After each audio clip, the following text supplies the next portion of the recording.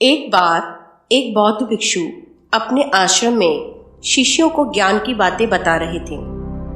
बौद्ध भिक्षु ने प्रवचन के अंत में शिष्यों से पूछा कि यदि किसी के मन में कोई संशय हो तो पूछ लो।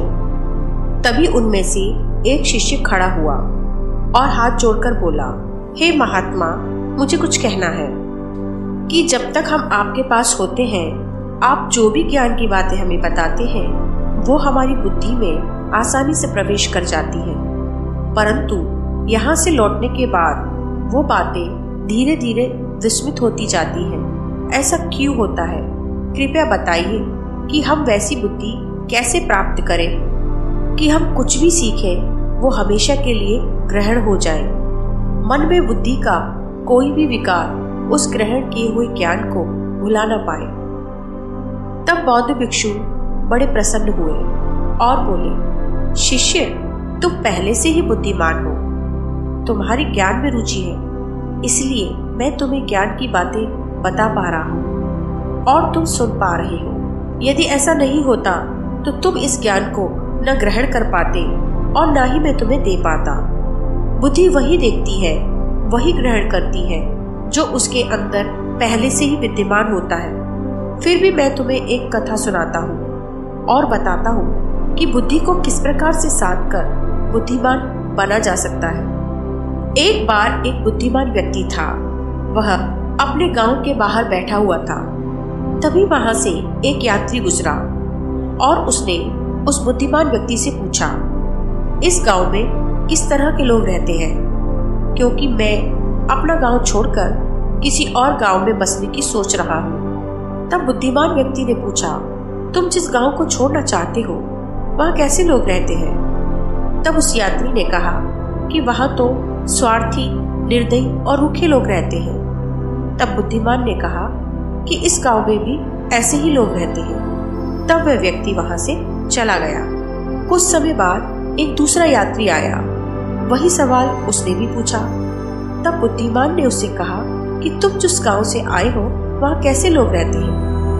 तब उस यात्री ने कहा कि वहाँ के लोग बड़े विनम्र, दयालु और ईमानदार हैं। तब बुद्धिमान व्यक्ति ने कहा कि हाँ, इस गांव में तुम्हें ऐसे ही लोग मिलेंगे। उस बुद्धिमान व्यक्ति ने पहले यात्री को उसकी बुद्धि के अनुसार जवाब दिया और दूसरी यात्री को उसकी बुद्धि के अनुसार जवाब दिया, क्योंकि हम वो देखते हैं जो हम देखना चाहते हैं। हम वो ग्रहण करते हैं जो हमारी बुद्धि ग्रहण करना चाहती है।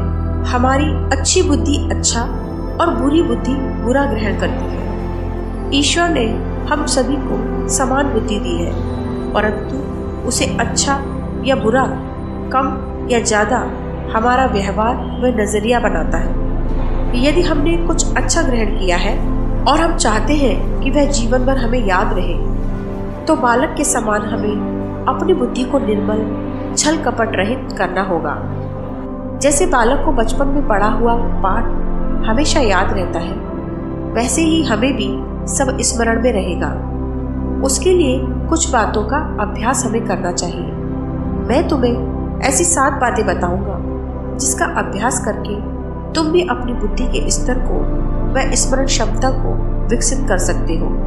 उन 7 बातों में पहली बात यह है कि व्यक्ति को अपने वास्तविक स्वरूप का ज्ञान होना चाहिए।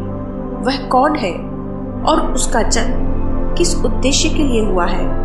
अपनी बुद्धि को योग के माध्यम से अभ्यास कराए, तब वह व्यक्ति हानि होने पर भी दुख सहन करने की क्षमता को प्राप्त करता है और बुद्धि की हानि होने से बचाता है।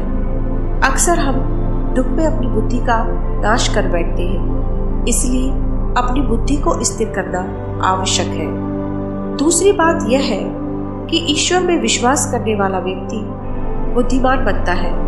वह शास्त्रानुसार कर्म करता है, अच्छे कर्म को अपनाता है और बुरे कर्म का त्याग करता है और किसी भी प्रकार की दुश्चिंता से दूर रहता है। बुद्धिमान व्यक्ति की तीसरी बात यह है कि वह ना तो दुख में दुखी होता है और ना सुख में अहंकारी होता है, ना किसी से भयभीत होता है और ना ही किसी को भयभीत करता है। उसके कार्यों में ना ही संपत्ति और ना ही विपत्ति बाधा उत्पन्न करती है। वह हर हाल में अपने कार्यों को पूरा करके ही दम लेता है। बुद्धिमानी के लिए चौथी बात यह है कि हमेशा धर्म के अनुसार आचरण व व्यवहार करता है। स्वार्थ का त्याग कर निस्वार्थ भाव से कार्य करता है। किसी को अपने कार्य से दुखी नहीं करता।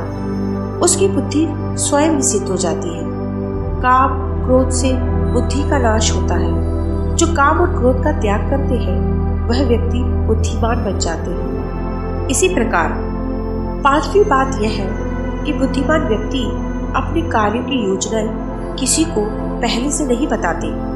जब उनका कार्य पूरा हो जाता है तब खुद ही सबको पता चल जाता है। ऐसा करने से उनकी बुद्धि स्थिर रहती है, भ्रमित नहीं होती। कार्य को पहले से बता देने पर दूसरे लोगों की बिना मांगी सलाह से आप भ्रमित हो सकते हैं। इसलिए अपने कार्य को गुप्त रूप से करना चाहिए। अब छठी बात यह है कि समाज के नियमों के अनुसार चलें ताकि आपको विरोध का सामना न करना पड़े, क्योंकि जहां हम समाज के विपरीत चलते हैं तो विरोधों को दूर करने में हम अपना काफी समय और बुद्धि को व्यर्थ ही व्यायाम करवाते हैं। बुद्धिमान व्यक्ति सही मार्ग पर चलता है। इस संसार से परे एक अलग सत्ता है, इस बात में वो विश्वास रखता है और अपने कर्म उसी को समर्पित करता है। तब हमारी बुद्धि में एक अलग ही ज्ञान उत्पन्न होता है। बुद्धिमानी का सातवां अभ्यास यह करना है कि हमें हमेशा मधुर वाणी व सम्माननीय कार्यों को ही चुनना चाहिए। ऐसे काम करें जो प्रशंसनीय हो, क्योंकि सम्मान हमारे मन को प्रसन्न करता है और प्रसन्न मन बुद्धि को ऊर्जा प्रदान करता है, एकाग्रता को बढ़ाता है और इस प्रकार एक अच्छी स्मरण शक्ति उत्पन्न होती है और लगातार इस प्रकार के अभ्यासों से बुद्धि स्थिर हो जाती है और हमारी इच्छानुसार कार्य करती है। तो आज से ही ये सातों अभ्यास आप सब भी शुरू कर दीजिए, फिर देखो गुरु का ज्ञान कैसे याद नहीं रहता। शिष्यों ने ये 7 अभ्यासों को प्रतिदिन दिनचर्या में शामिल कर लिया। मित्रों, हमारे बुजुर्गों ने भी कहा है कि करत करत अभ्यास से जड़मती होत सुजान, रस्सी आवत जात से सिर पर पड़त निशान। बार बार किसी सकारात्मक कार्य को किया जाए तो बुद्धिहीन को भी बुद्धिमान बनाया जा सकता है। एक एक बूंद पानी की पत्थर पर जब नियमित रूप से गिरती है तो पत्थर में भी छेद हो जाता है। अभ्यास से अपनी बुद्धि को तेज बनाया जा सकता है। यह कथा आपको कैसी लगी कृपया कमेंट में लिखकर जरूर बताएं। वीडियो यदि अच्छी लगी है तो लाइक करें, सब्सक्राइब करें। धन्यवाद।